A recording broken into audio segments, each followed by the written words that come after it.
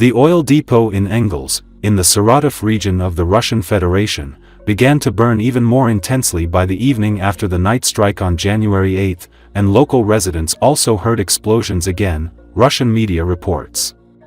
According to one local resident quoted by the media, another tank caught fire at the oil depot.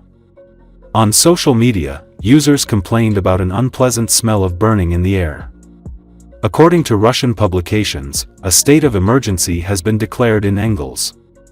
It is also reported that 2 people have died as a result of the fire. They are fire service workers. As is known, on January 8, at night, the Saratov region of Russia was subjected to a massive UAV attack, as a result of which an oil depot in Engels was hit. In the morning, Russian media reported that at least 40 explosions thundered in the city. As reported earlier, the attack on the Russian oil depot was confirmed by the General Staff of the Armed Forces of Ukraine. It is noted that the oil storage base, Kombinat Kristall, supplied fuel to the military airfield Engels, too, where the enemy's strategic aviation is based. According to Defense Express analysts, the strike on the oil depot could have grounded the Russian Tu-160s, leaving them without fuel in Engels. The fact is that these bombers use a rather specific high-density fuel of the T-8V brand, which is not produced at every oil refinery. Former SBU employee Ivan Stupik told what problems the Russian Federation has encountered due to the strikes on Engels. He claims that thanks to this drone attack, a certain amount of time was gained to protect Ukrainian facilities from strikes by Russian aircraft. At the same time, Stupik added that this will allow for a temporary reduction in the number of strikes by such aircraft on the territory of Ukraine. There is no fuel, so all the planes are sitting in place, the pilots are smoking bamboo and watching OnlyFans, and no one is flying anywhere, he joked. The expert recalled that in September-October 2024, Ukrainian drones hit large Russian warehouses, destroying cruise missiles and KABs there. The idea was the same there, but on the other hand, the plane is parked, it is fueled, but there is nothing to shoot with, no missiles.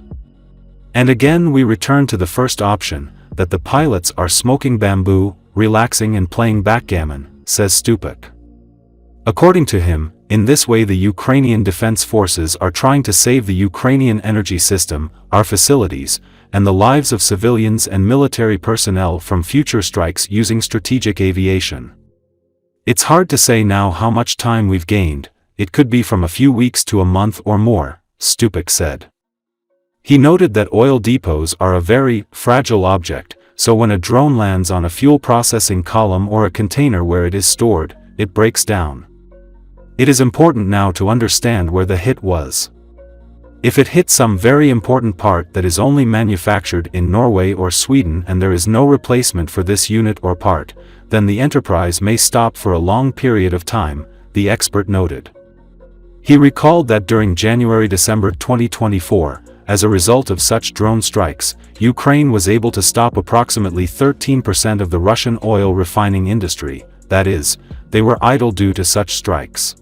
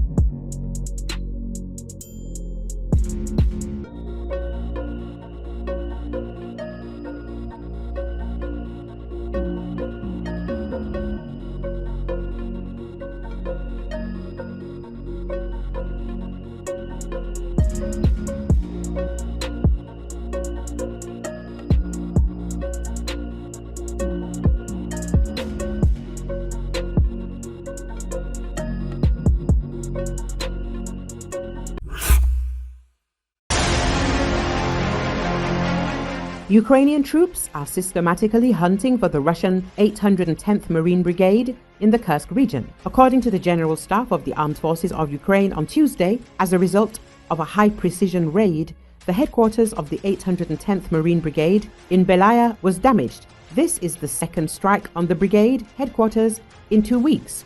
As Forbes analyst David Axe writes, it's unclear what kind of munitions the Ukrainians used, but Belaya is only 20 miles east of Sudza, so there are plenty of options, since Ukraine has a range of deep strike weapons from Western missiles to heavy attack drones. The besieged 810th Marine Brigade received a disproportionate share of this firepower, the analyst notes, recalling that the Ukrainians had previously struck the brigade's headquarters in Lvov.